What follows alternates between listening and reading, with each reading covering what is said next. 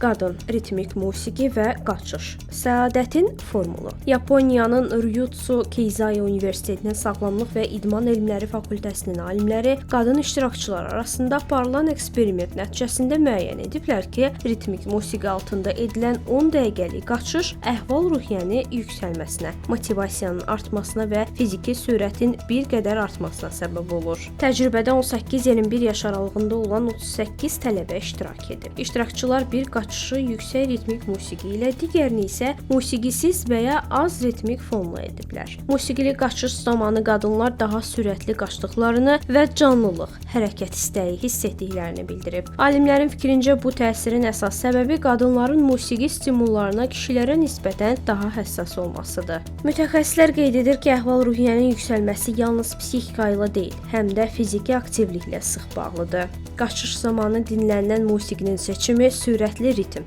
vurğu hissi olan avazlar qadınlarda çıxış keyfiyyətini və gündəlik fiziki aktivliyi artırma potensialına malikdir.